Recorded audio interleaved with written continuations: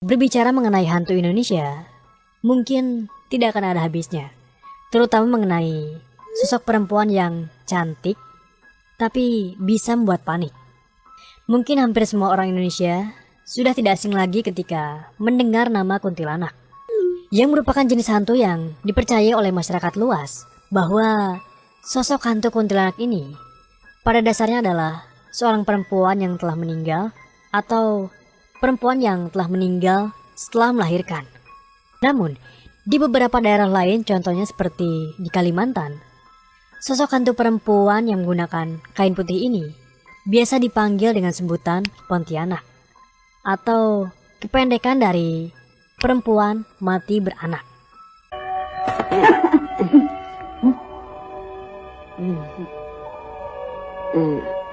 Mana apanya? Sate.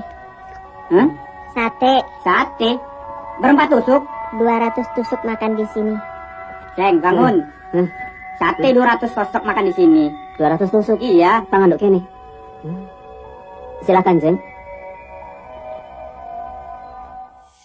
Namun ternyata, asal-usul mengenai hantu kuntilanak yang barusan saya jelaskan, penjelasannya itu berbeda di setiap daerah. Ada yang menyebutkan bahwa kuntilanak itu adalah hantu perempuan yang dimana ketika hidupnya, si perempuan ini dibunuh oleh seseorang. Tapi ada pula yang menyebutkan bahwa hantu kuntilanak ini adalah perempuan yang meninggal pada saat keadaan hamil, serta bayi yang dalam kandungannya pun ikut mati dan menjadi arwah gentayangan. Masih ada Ilyas, Fikri, Rizky. Astagfirullahaladzim, subhanallah, Allahu Akbar. Woi. Wah, ini mah setan settingan ini, guys. DOG. Hei. Ih, orang pasti nih. Hei. Orang lu ya? Wah, setan settingan nih, guys, kita nongol, guys. Bajingan. Woi. Dia oke banget ini. Lah samperin lo. Dan selain itu juga masih ada beberapa pendapat-pendapat lain mengenai asal-usul sosok kuntilanak. Namun pada umumnya, sosok hantu kuntilanak ini digambarkan dengan sosok perempuan berambut panjang dan menggunakan kain berwarna putih. Dan menurut mitosnya, bahwa kuntilanak ini sering bergentayangan dan mengganggu orang-orang yang memang dirinya penakut. Loh.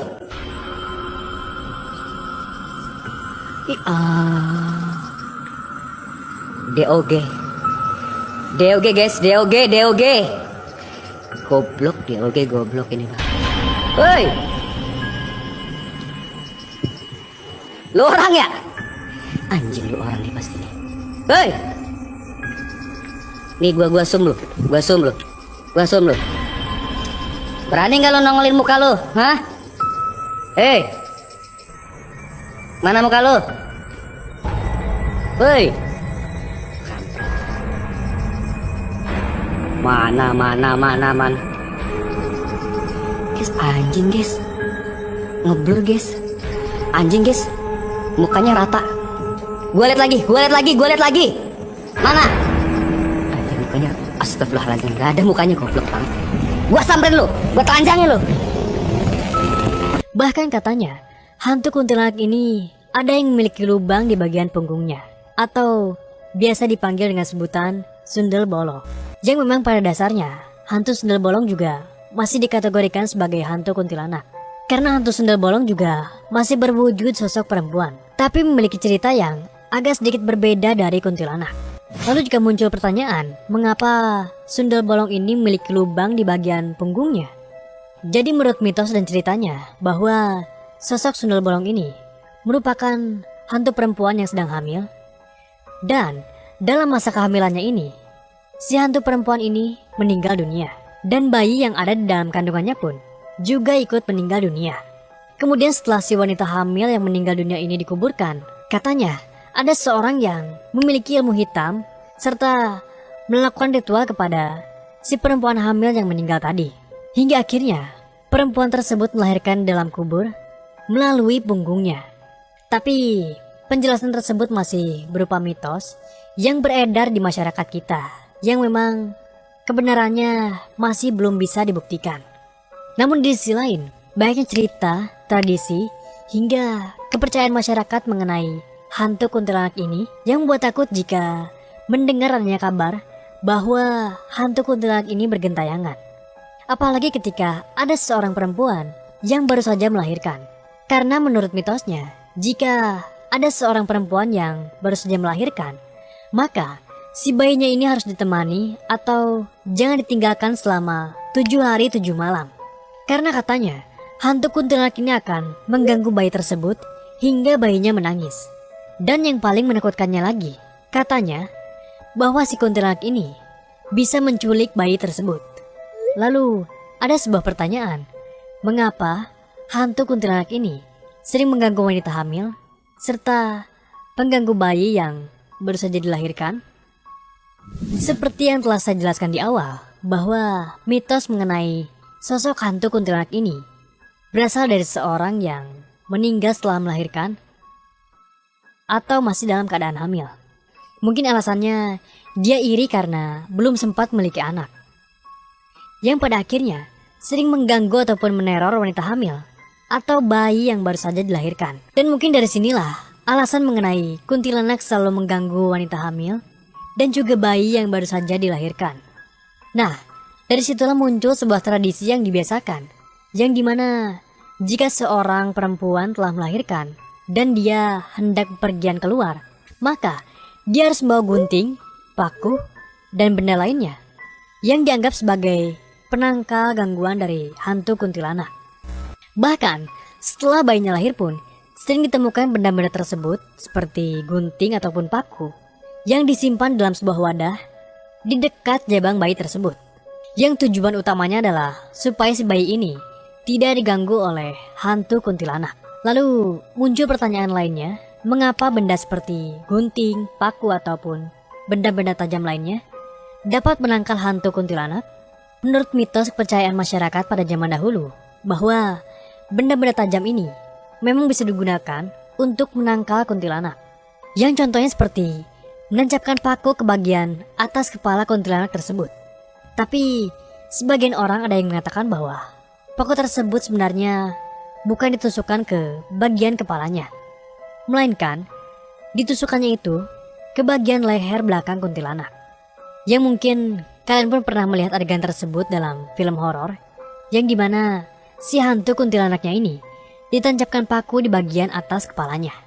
Tapi kalau misalkan dalam film, ketika si kuntilanak ini tusukkan paku di bagian atas kepalanya, maka si hantu kuntilanaknya ini akan berubah menjadi wanita cantik seperti manusia yang masih hidup. Tapi sebenarnya itu hanya sebuah mitos dan hanya berlaku di dalam film. Dan memang pada kenyataannya, hal tersebut masih belum bisa dibuktikan, dan saya sendiri pun belum pernah melihat adanya orang yang menancapkan paku ke bagian atas kepala kuntilanak, lalu si kuntilanaknya ini berubah menjadi perempuan.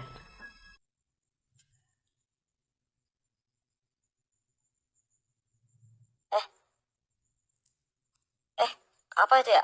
Kain? Kain kah? Iya, banyak kain ngegantung teman-teman ya. Kita lihat banyak kain kegantung ya.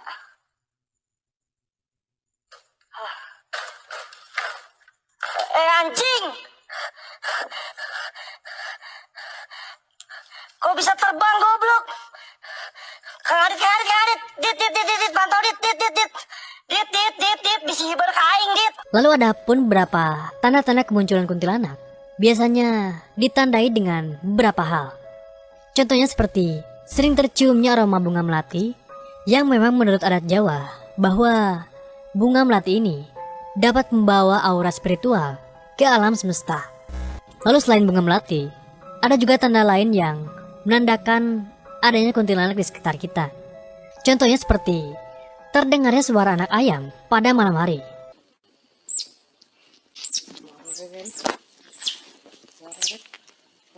Yang memang saya sendiri pun masih belum menemukan fakta ataupun mitos mengenai mengapa suara anak ayam dikaitkan dengan adanya kuntilanak.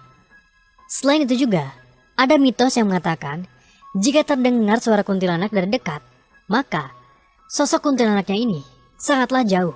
Sedangkan jika terdengar suara kuntilanak dari jarak jauh, maka sosoknya itu sangatlah dekat. Tapi meskipun hal tersebut masih berupa mitos, namun banyak orang yang sudah membuktikan hal tersebut bahwa mitos mengenai suara kuntilanak itu memang benar adanya. Tapi pada intinya, terlepas dari banyaknya mitos yang beredar mengenai asal-usul kuntilanak, pada intinya hantu kuntilanak ini adalah sosok dari jelmaan jin, yang dimana jin ini bisa berubah wujud menjadi sosok apapun.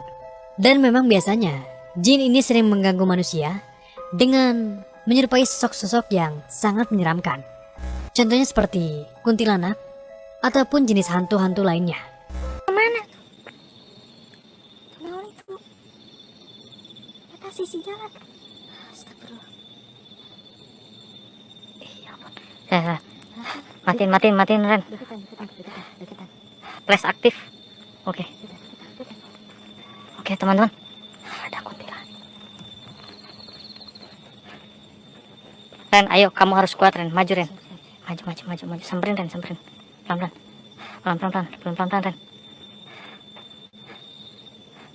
Tanya, Ren. Maju. Hah? Tanya, Ren. Cepetan, Ren. Ya Allah, tinggalin lele gitu. Deketin. Ayo, Kang Ren, ayo, bisa pasti. Deketin. Tanya, Ren.